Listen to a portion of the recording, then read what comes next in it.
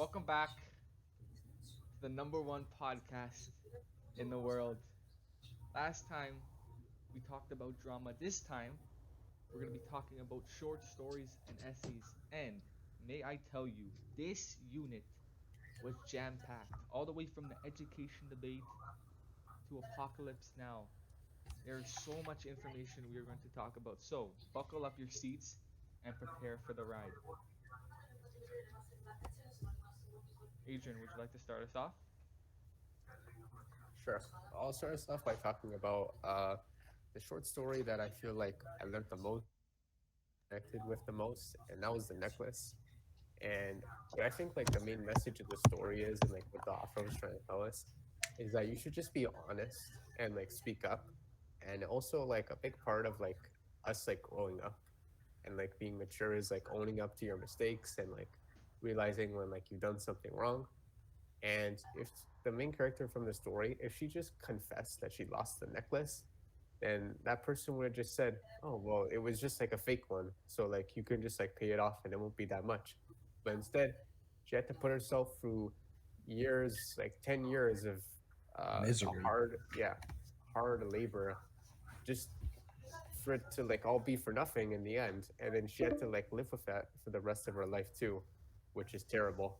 Yeah. But that's my favorite short story. Damo, So I what, feel. what, what was Oh, yours? so I think the necklace as well. I did my photo essay on it. I liked it that much. I think Mathilde was trying to be someone who she wasn't. Like that diamond necklace, she was not able to afford that, so she asked a friend, and then she was getting compliments on it. But she should have just said, "Yeah, it's not mine. I'm borrowing it." Like I know she wants to look good for the ball, but try why be someone who you're not? And then when she loses it, if you're good friends with Madame Forestier, who she bought the necklace from, be honest with her. Like, be honest. Tell her you lost the necklace. How can I repay you to get it back? She didn't. She lied. She got a real one. It turns out the necklace she lost was fake, and it cost her 10 years of her life. Work for it.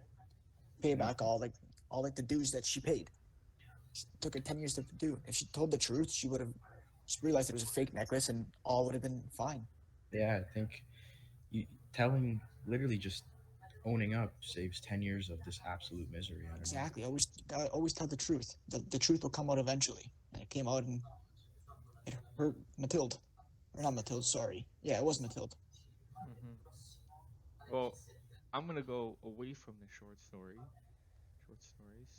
and I'm gonna bring up a controversial topic, the education debate. Now, I got Mm, a lot to say on this. Okay, we've been in school 12 years. That's a long yeah, time. very. A long time. Well, 2 of those years, COVID, but 12 years is a long time. And minus elementary school, I'm gonna talk about the high school experience. And personally, I believe it's it's like it needs to be changed. Um, you know, it's too competitive and it's focused around like just I don't know, like it's like we're supposed to like be helping each other.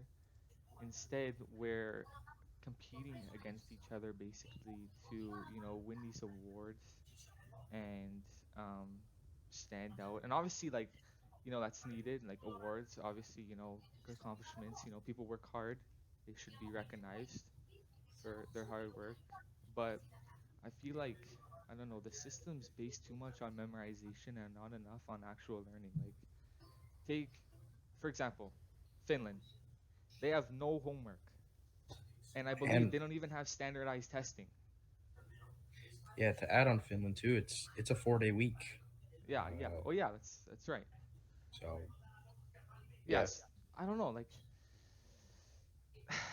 we were about this in the writing prompts, and I just feel like it just needs to be changed because I'm sitting here, grade 12. We have university next year, and obviously COVID. That's not really gonna prepare us that well. But I don't know. I No. just don't feel as prepared as I should be for university. And I feel like something like grade 13, I think like that would be very useful to many people. And I don't know, I just think it's something that needs to be talked about more. Going And back to the competitiveness, sorry, yeah, Steve. yeah. I think Mr. Freitas was saying something about Etobicoke School of the Arts just picking a raffle for who gets in, I think that's pretty dumb. But like, I don't play an instrument. But let's say I want to learn how to play the trumpet, and I want to go to Tobo School of the Arts to learn. The Tobo School of the Arts is not a place to learn how to play the instrument. It's a place to excel in it. It's a place to like be in a band. You've already It's had to play it in your yeah, prior you gotta years. yeah, exactly. You should know how to play the instrument. You should. I think the audition should have stayed because they should be auditioned. They're not. They're not going to a Topical School of the Arts to learn mathematics. They're going to Topical School of the Arts to play an instrument. So Right. I like if what were you gonna say? Sorry, Steve.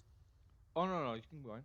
Oh, so it's like like if I wanted to go and I get chosen over Mauda, who's been playing the saxophone since he was 3 years old, and he doesn't get into Topical School of the Arts because of the raffle. Now he's going to school he doesn't want to go, and I'm going to learn how to play the trumpet. But he's been playing all his life. He should get that spot, not me. Right. Yeah, and I think school just, it's like we're programmed and the system just isn't doing justice. I mean, it starts with Catholic schools. I mean, you must be in proper uniform, showing up at the same time. I mean, if you look around the class, we're all wearing the same clothes. Like it's just like this military based thing, and school shouldn't be like that. It should be a place where, we excel in our education, learn, have fun, and get us prepared for the real world after you turn 18 and go to university and have to eventually look for a full-time job. Like you were saying about the uniforms. Going like I'm going to or Toronto Metropolitan. There's no dress code there. I can show up in pajamas if I really wanted to. What I gotta wear dress pants and a golf shirt to school in high school. I'm not gonna have to do it in university. You know. And I think the biggest difference between middle school, secondary school, and all that, and universities is like there's no private education once you get to that level. So all the people in the private education throughout their high school are now have to adapt to being around people that they usually wouldn't be around, like lower class people or middle class people. They're Mm-hmm. not with the rich kind and their wealth and not paying. Well, you're still paying for university, of course, but it's not Mm-hmm. private and smaller classes. These are like 200 people in a class. Right. They're normally the kids that when they go to university, they party it up like the first couple weeks. Right. Yes, they don't know how to adapt to the new style because they've been in like such small classes where I don't know 10 kids in each class, and the education is just like based on them. And now they've adapted to 200. It's a big jump. Mm-hmm. Mm-hmm. Okay, so let's switch up the topic here. Apocalypse Now. Adrian, your thoughts? I think it was a really good movie. I loved like I thought the music was really good. Like every scene when like they were riding in the boat and it was like night outside or something, you could see the moon and like then this like eerie music played in the background. I thought that was really cool and it made the movie seem like almost like it was a horror movie at some points. And like all like the action scenes were really cool as too. Like scene with the helicopters, the flight of the Valkyries, Oh yeah, and Mm-hmm. that was yeah, amazing. Yeah, that was pretty cool with the music. Yeah, yeah, it was just personally I loved it. Like I don't know, I just love war movies like Fury, Saving Private Ryan. Same Ryan's a good movie Yeah, like I don't know, I just love them. So any like war movie that I watch, I'll never have a bad review about it. They're, because there's never a dull moment in them. yeah, Right, it's Steve? always action, action, action. So and especially because this one was on the Vietnam War. It's pretty Mm-hmm. recent. Not recent, but there hasn't been a significant war since then. But I don't know. I think it was yeah, it was cool to watch. The actors were amazing, you know, Mm-hmm. and don't want to spoil it if you want to watch it, but Yeah. let's just say at the end, he may or may not have fulfilled his task. Yeah. It was just in general, it was a good movie. I think it was amazing that Mr. Freitas showed us this movie because I never watched it before. Yeah. Me neither. Um, and First time yeah, for me as well. yeah, yeah, it was a really good idea. Too. yeah. And So in the movie, I think we all know the famous quote towards the end, right, the horror, the horror. And I think that has a deeper meaning. It's, you know, it was based on the Vietnam War, for those who, you know, haven't watched it. And it's just, at the end, it's like, why? Like, what exactly are we doing? killing all these innocent people for what? We're killing people for peace. How does that make sense? Mm-hmm. Hmm.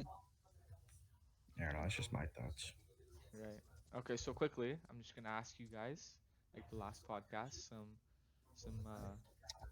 favorite moments. Keep it vague, you know, Hmm. 1 2 points. Anybody want to start? I think my favorite. So I think my favorite, not short story, but the movie we watched was Apocalypse Now. Like Steve said, it was very interesting. And once again, I'm a big fan of war movies. I like The American Sniper, Black Hawk Down, Saving Private Ryan. That was a good movie. But yeah, I don't know. They're just always very interesting to watch. There's never a dull moment. That just keeps me interested to watch. I just want to keep watching more of them. I'm grateful that Mr. Freitas showed us to it because it's a really good movie. Right, right. And I say my favorite part was actually doing the photo essay Mm. because it was That too. very, very easy compared to an actual essay, you know, just images and quotes. And Fair yeah, enough. I don't know. I think it's seeing like when I was doing it and I was searching up these images, it's like some of them are horrible and Hmm. Disturbing. yeah, They are disturbing. right? And I think okay, as you can probably tell by now, the last clip cut out. We had some technical difficulties.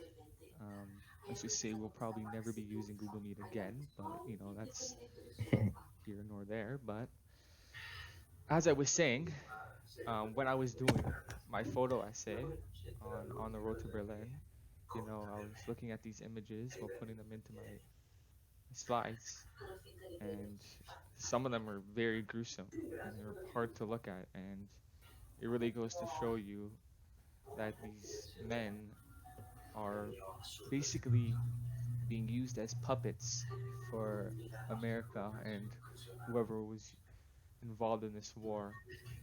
And it really goes to show how brutal war really can be. You know, let me put it frank. The people at the front of the boats as you were going into Normandy, they had no chance of surviving. They were Yeah, meat they were like shields meat for the bath. shields. Yeah, Yeah, they were meat shields. Hmm. And I think they knew that too, but they just accepted their fate because where else they're gonna do? Like dive into the ocean and then do a target still. So I don't know. I think it's just unfortunate that we were even put in that position and that It's like you were countless, destined to die. yeah, like exactly. countless men, more men die, other men are waiting to enlist. So Yeah. I don't know. I True. think it was just like it's like the conveyor belt of death. It's just Yeah. Hmm. some people make it out and some people don't, and I think that was just my favorite part because I like war movies, but you know, in reality, they can be they can be really tough to watch sometimes, and those images were not an enjoyable experience to watch for me. Anybody else got a favorite moment? Yeah, I'll go. I think mine was doing the photo essay too because, we're in 2022. I think most kids, especially in this day and age, they can get a more, yeah, oh, sorry, let me rephrase that. They learn more visually, you know? I think, we put these quotes with these disturbing photos, and there's one thing that I can guarantee. When you see a picture, it's in your head forever. You'll never forget that picture. Rather than like if somebody says something, you know, it's easier to forget. But if you see a picture, like we saw a picture in class of a guy falling off the building, I'm sure we all remember that. Mm-hmm. It's Hmm. You don't forget pictures, and I think this is like a unique learning style, and this is why not I had fun making the slideshow, but not what I was talking about was not fun, but the learning visually I think is key. Right. Hmm. Okay. So everybody said their favorite part. You know, we've gone in depth into education debate apocalypse now, our favorite short stories. You know, I really enjoyed this unit. I enjoyed all of the units, but Yeah. this one was one that really stuck out to me. And sorry for the technical delays, but that won't happen again. And yeah, thank you all for watching, and we'll see you next time.